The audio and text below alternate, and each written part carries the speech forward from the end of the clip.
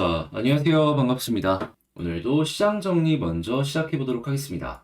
여러분, 들어보시고 도움된다면 구독, 좋아요, 알림 설정 오늘도 한 번씩만 부탁을 드리겠습니다. 자, 일단 제일 먼저 이 뉴욕 증시 같은 경우에는 어제 발표된 CPI에 이어가지고 PPI 역시도 예상보다 낮은 수준을 보여주면서 인플레이션이 확실하게 꺾이고 있네 라는 걸 우리에게 보여줬지만 이 은행 쪽의 리스크가 커지면서 시장이 올라가지 못하고 혼조 마감하게 되었습니다.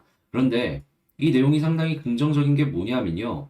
소비자 물가지수는 지금 당장의 물가라고 생각을 해보면 되는데 이 PPI 같은 경우에는 이게 뭐냐면요. 미래, 그러니까 생산자가 제품을 만들 때 들어가는 물가 지수입니다. 그런데 이게 낮아지는 모습이 보여지게 된다면 자연스럽게 일반 완제품의 가격도 빠질 가능성이 높은 거잖아요. 그러면 생산자 물가지수는 소비자 물가지수에 긍정적인 영향을 줄 수 있는 이런 것들이 보여진다라고 생각을 할 수가 있는 것이죠. 그러다 보니까 금리 인하에 대한 기대감도 점점 커지는 모습이 보여지다 보니 현재 6월 달은 동결에 대한 이야기가 나오고 있고요. 7월 달 같은 경우에는 뭐 주류가 되진 않았지만 그래도 슬그머니 금리 인하의 가능성이 조금씩이나마 올라와 주고 있는 걸 확인할 수 있겠습니다. 그런데 이 주식이라는 건 결국에 기대감으로 인해서 향후 미래에 의해서 왔다 갔다 하는 모습이 보여지는 거잖아요. 7월 달부터 금리 인하에 대한 가능성이 높아진다면 어떻게 될까요? 네, 이에 대한 기대감으로 5월달, 6월달 계속해서 이 증시가 반등하는 모습을 추가적으로 생각을 해볼 수가 있을 겁니다. 금리의 인하는 호재니까요. 다만 이런 상황 속에서도 이 페드 인사들의 매파적인 발언은 이어지고 있는데 핵심은 뭐냐면 확실하게 모든 게 나온 게 없다. 그렇게 우리는 수치를 보면서 움직일 것이다. 그러니까 매파적인 발언을 이어갔다라고 생각을 하시면 됩니다. 그런데 수치가 꾸준하게 좋은 모습을 보여주고 있잖아요. 그러면 이러한 모습만 계속해서 나오더라도 이 매파적인 발언들은 이제 비둘기파적으로 바뀔 가능성이 높다라고 생각을 할 수가 있을 것 같네요. 그래서 제가 드리고 싶은 말씀은 이렇게 매파적인 발언에 흔들리지 말고 그냥 숫자 보면서 여기에 집중하면서 다음 전략을 짜자. 이 안에서도요, 이 발언들의 감도가 다 다르기 때문에 이것저것 다 수용을 하려고 하면은 우리부터 중심을 못 잡을 수가 있습니다. 그럴 때는 그냥 편하게 현재 나오는 숫자는 어떻고, 그렇기 때문에 어떻게 움직이겠다. 그냥 보수적으로만 봐도 저는 괜찮지 않을까 싶어요. 자, 그리고 이런 상황에서 은행발의 리스크는 커지고 있는데, 최근에 팩 웨스트 은행이 지금 안 좋은 부분이 떠오르기 시작했죠. 실리콘밸리 뱅크에 이어가지고 이번에는 팩 웨스트 이제 세 번째라는 걸 확인을 할 수 있는데 어떤 내용이 나왔냐? 이제 회사가 전략적인 옵션을 검토한다라고 밝힌 이후에 이 예금이요 일주일 사이에 9.5% 감소했다라고 합니다. 지금 바로 동원할 수 있는 유동성이 150억 달러, 하나로 한 20조 정도 되죠. 이 정도가 있다라고 밝혔는데도 불구하고 투자자들을 안심시키는 데에는 많은 어려움이 있었다라고 합니다. 자, 그래서 지역 은행발 이 변동성, 불안감이 커지면서 팩 웨스트만 빠진 건 아니었고요. 다른 지역 은행들, 예를 들어서 웨스턴 얼라이언스 뱅코프나 자이언트 뱅코프 이런 곳들 역시 하락하는 모습이 보여지게 되었다라고 합니다. 그래서 이러한 부분이 증시가 올라가는데 어느 정도의 장벽의 역할을 해주게 되었다. 그런데 이런 모습이 보여짐에도 불구하고 시장의 폭락이 안 나온 이유는 어떤 것들 때문일까요? 어렵게 생각할 필요가 없습니다. 이렇게 안 좋은 실적, 이런 부분들 때문에 경제가 꺾일 것이다 라는 불안감, 이게 금리 인하를 부추기기 때문이죠. 결국에 금리 인하는 가장 큰 호재잖아요. 호재를 만들어갈 수 있는 내용이다 보니까 이제는 제한적인 거죠. 그리고 아까 말씀드렸다시피 이 인플레이션이 어느 정도 잡히는 모습까지 함께 보여지게 되면 어떻게 된다? 7월부터 시작을 해가지고 금리 인하에 대한 기대감이 슬그머니 조금씩 올라올 가능성이 높을 것이다. 자, 그리고 국제유가 같은 경우에는 올해 수요 전망치를 유지한다라고 하는데 지금 70불에서 안정세를 보여주고 있죠. 그러면 이거 빠지는 모습이 보여지게 되면 더 좋지만 안정만 되더라도 전략을 세우는데도 쉽게 볼 수 있을 것 같고요. 자, 그렇다면 이렇게 한번 쭉 봤는데 나오는 내용이 오늘 뭐 시장이 좀 쉬어간다라고 하더라도 마냥 나쁜 내용이 나왔다라고 보기엔 어렵겠죠. 그러면 현재 위치는 주식시장 기준으로 좀 편안하게 봐도 괜찮을 것 같다. 이렇게 말씀을 드릴 수가 있을 것 같습니다. 자, 그럼 이외에 우리나라 산업에 영향을 미칠 수 있는 내용은 또 뭐가 있는지 이걸 좀 살펴보도록 하자면요. 일단 전기차, 네, IRA 미국에 맞서가지고 이 유럽 역시도 자국 우선주의의 법안을 추진하고 있는 걸 확인할 수 있고, 자, 그렇다라는 건 유럽 쪽에도 만약에 우리나라 전기차가 판매가 되고 싶다면 결국엔 공장을 만들어야 되는 이 수고가 들어갈 수밖에 없겠죠. 그럼 자연스럽게 공장을 세팅하는 데 들어가는 장비 관련주들 같은 경우에는 꾸준하게 주목을 받을 수밖에 없다. 일단 이걸 첫 번째로 생각을 할 수 있을 것 같고요. 자, 그런 다음에 지금 양자 컴퓨터에 대한 얘기가 오랜만에 다시금 떠오르는 모습이 보여지고 있는데 삼성, 현대차 모두 포함을 했다라고 하죠. 그러면 이게 지금 단순 테마로라도 꿈틀거릴 수 있겠구나. 사람들 이런 거 좋아하잖아요. 삼성이랑 현대 들어간 거. 그래서 지금 당장의 실적은 모르겠지만 테마성으로 여러분들도 한번 접근을 해보셨으면 좋겠습니다. 자, 그리고 지금 한국전력이 이제 곧 있으면 전기요금을 인상할 수 있을 것이다 라는 얘기가 들려오고 있는데 이게 산업용 전기가 비싸지는 이런 효과도 볼 수 있거든요. 여러분들 뭐 가정용으로 해서 문제가 되는 게 훨씬 더 와닿을 수도 있겠지만 나라 전체로 보면은 산업용이 비싸지는 게 문제거든요. 제조업으로 먹고 사는 나라에서 원가가 올라간다라는 이야기니까. 그러면 이제 이러한 부분은 국가 경쟁력 부분에 있어서도 좀 많이 빠지는 이런 모습이 보여질 수밖에 없기 때문에 이걸 어떻게든 낮추려고 할 겁니다. 그러면 자연스럽게 저렴한 전기에 대한 니즈가 더욱더 커질 수밖에 없겠죠. 그럼 뭐 원전이나 아니면 화력이나 이런 쪽에 대한 얘기가 단기적이겠지만 나올 수도 있을 것 같습니다. 아니면 뭐 친환경 발전 쪽으로 과잉 투자에 대한 이야기 해야 된다. 필요하니까 뭐 이런 얘기가 나올 수도 있을 것이고요. 그래서 이런 발전 쪽 같은 경우에는 다시 한번 보는 것도 괜찮을 것 같습니다. 자, 그리고 지금 구글이 한글 서비스로 지금 챗 GPT에 반격을 한다. 뭐 이런 얘기를 하고 있는데 그냥 간단하게 AI 쪽으로 굉장히 많은 투자 그리고 새로운 서비스들이 런칭이 되고 있다라고 생각을 하시면 됩니다. 자, 그러면 관련 테마의 종목들 같은 경우에는 단기적으로 꿈틀거릴 가능성이 분명히 존재를 하겠죠. 그러면 AI 관련 종목들도 다시 한번 최근에 많이 조정을 받았던데 살펴보면 좋을 것 같고요. 자, 그리고 마지막으로 지금 뭐 집을 사자라고 얘기하면서 가계대출이 4개월 만에 반등을 했다라고 하는데 기억을 해야 되는 건 5월 달에 한국의 금리가 올라갈 가능성이 높아지고 있다. 물론 한 번 더 올라가면 거기가 고점일 가능성이 높겠죠. 그럼에도 불구하고 여기에서 올라가는 모습이 보여지고 장기간 금리가 동결된다면 어떻게 될까요? 네, 여러분, 집 가격은 떨어질 가능성이 더 높을 수밖에 없습니다. 왜냐하면 지금 고금리죠. 그리고 집의 가격은 빠지고 있죠. 그리고 24년을 기준으로 이 전세 계약 맺었던 것들이 시장의 물량으로 나올 수가 있습니다. 왜냐하면 깡통이거든요. 그러면 이런 것들 때문에 하나에서 두 개씩 시장의 물량으로 던져지게 된다면 어떻게 될까요? 가격은 2차 파동이 나올 수도 있는 겁니다. 근데 지금 이 타이밍에 집을 산다? 잘 모르겠습니다. 어차피 우리나라는 집 가격의 사이클이 10년 단위로 이렇게 올라갔던 전적이 있어가지고 굳이 지금 타이밍에 무리를 해야 될 필요가 있나 싶긴 해요. 근데 이걸 왜 말하냐? 건설 보지 말아라. 이거 그냥 단순하게 이렇게 떨어졌다가 요만큼 올라간 걸 수도 있다. 그러면 건설 겨우 이것 때문에 뭐 실적이 반등하거나 하긴 좀 힘들 거 아니에요. 그리고 당연히 인테리어나 거기에 들어가는 기자재들 그리고 가전 가구들 역시 마찬가지일 거고요. 자, 해서 지금 여기 딱 시장 정리 한번 해봤는데 어떻게 여러분들께 도움이 되었을지 모르겠습니다. 자, 잘 봤다라고 생각을 하신다면 구독, 좋아요, 알림 설정 한 번씩 부탁드리고요. 자, 그리고 제가 지금 말씀드린 내용은 장 시작하기 전에 제가 올려드리고 있습니다. 이런 식으로.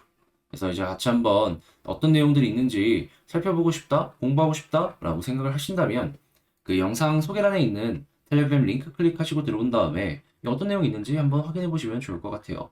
이건 저도 이제 공부하는 차원으로 이거 괜찮겠다 싶으면 그냥 올려놓는 기록장 같은 느낌이거든요. 그래서 이제 여러분들도 이런 걸 통해서 도움을 얻으셨으면 좋겠네요. 자, 그러면 개별 종목 살펴보도록 할게요. 자, 제가 이번에 가지고 온 종목은 두산 에너빌리티를 가지고 왔습니다. 어제 좀 안 좋은 얘기를 하면서도 그냥 좀 잘 버텨주기를 바랬는데 오늘 한 번 더 빠지네요. 자, 그래도 뭐 포기할 수 있는 건 아니니까 현재 위치에서 어떤 것들이 들려오고 있고 우리가 주목해야 되는 핵심은 뭐가 있는지 지금부터 살펴보는 시간을 갖도록 하겠습니다. 여러분 들어보시고 괜찮다면 구독, 좋아요, 알림 설정 한 번씩만 부탁을 드릴게요. 자, 일단 제일 먼저 이 분위기가 어떤 식으로 흘러가고 있는지 이걸 좀 보도록 하자면, 자, 한국전력, 이 한국만 보더라도 지금 전기의 원가가 너무 비싸지다 보니까 다음 주 내에 뭐 전기요금을 인상할 것이다 라는 이야기가 들려오고 있습니다.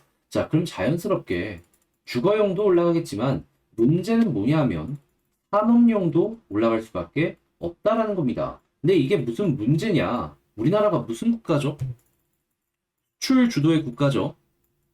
이거 수출을 못하면은 국가 경쟁력 자체가 낮아질 수밖에 없습니다. 지금 가뜩이나 경제가 안 좋아가지고 제조업 쪽에서 재고율이 높아지면서 손실이 극대화될 것이다라고 예고가 되고 있는 가운데 이렇게 제조의 원가마저 올라가게 된다면은 이거는 우리에게 꾸준한 부담으로 작용이 될 수밖에 없다라는 것이죠. 그러면 정부는 생각을 하겠죠. 최대한 싼 전기 어떻게 해서 만들 수 있을까? 역시 가장 좋은 건 원전이죠. 그래서 뭐 한국에 이제 원전 짓고 있는 거 멈춰지진 않을 거다.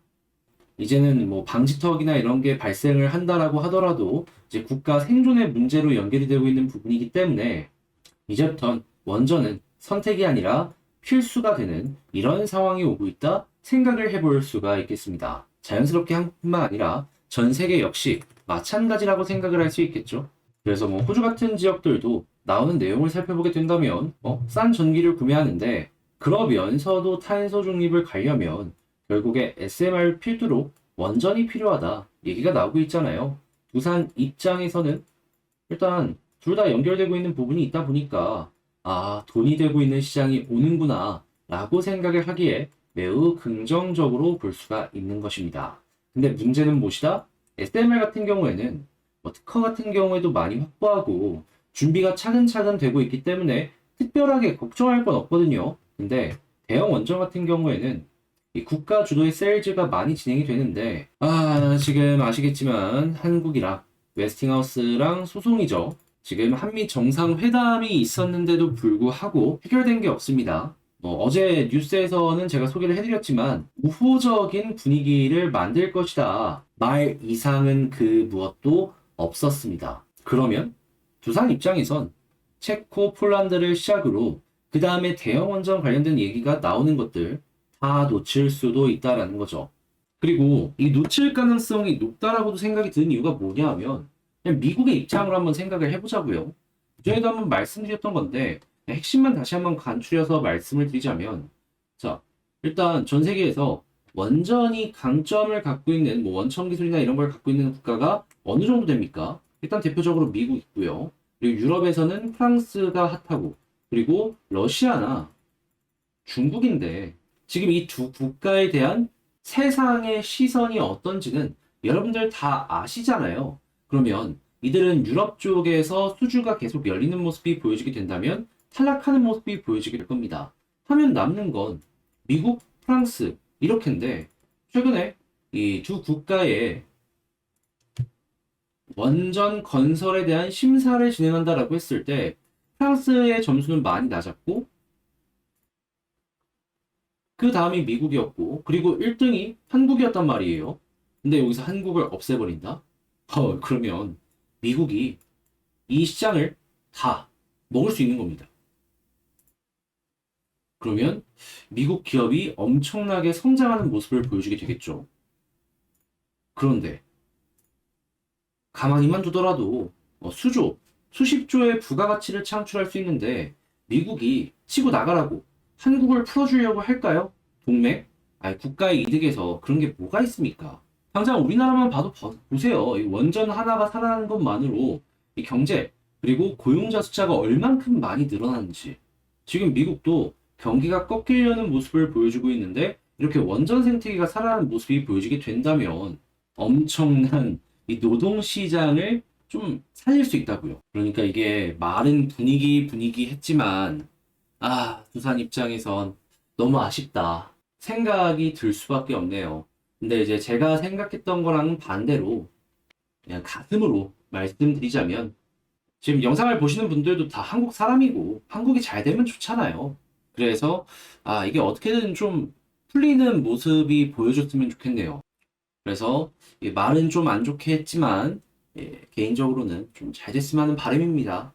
뭐 어쩔 수 없긴 한데.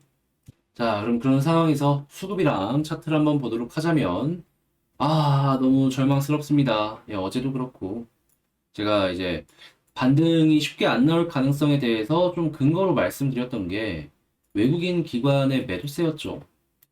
오늘도 나오고 있습니다. 그 이야기는 이 15,120원 여기가 하락의 끝이 아닐 수도 있다라는 거죠. 그러면 이들이 돌아서기 전까지는 버텨야 될 수밖에 없을 겁니다. 그래서 일단은 힘들더라도 돌아서 주길 바라면서 매일 기도를 좀 해야 될 필요가 있겠네요. 자, 그런 상황에서 차트를 놓고 보게 된다면 일단 지지라인 요 부분은 확실하게 이제 얼추 이탈이 되는 모습이 보여지고 있죠. 자, 그러면 그 다음은 요 라인입니다. 가격으로는 대략 한 14,600원. 여기가 지지라인으로 보여지네요. 근데 만약에 여기까지 이탈하는 모습이 보여지게 된다면 그 다음에는 저점 부분이긴 한데 일단 여기까지 안 가길 바라며 이 위에서 좀 지지가 되었으면 좋겠습니다. 근데 여기 말고는 진짜 답이 없는 게 일봉에서도 뭐가 안 보이고요. 월봉 뭐 없고 주봉 뭐 없고 연봉? 더 빠져야 됩니다. 14,000원이에요 여긴 또. 그러면 여기가 우리 입장에서는 좀 절실하다 이거죠. 그래서 여기를 좀 뒤져줬으면 좋겠네요. 자, 그러다가 이제 올라가는 모습이 보여줬을 때 어떤 걸 좀 생각을 해보면 좋냐? 일단 11선을 계속해서 돌파를 못하고 있는 만큼 여기를 뚫어주게 된다면 1차적으로는 21선이고요. 여기를 돌파하는 모습이 보여지게 된다면 이전처럼 이제는 481선이라기보다는 241선이 중요한 저항대가 되지 않을까 싶습니다. 일단 여기를 먼저 뚫어야지 481선 도전할 수 있는.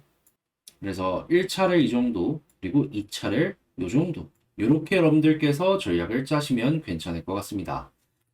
자, 해서 일단 쭉 한번 포인트를 짚어봤는데, 자, 총정리 한번 해보도록 하자면, 마음 아프지만, 뉴스는 좋지 못하다.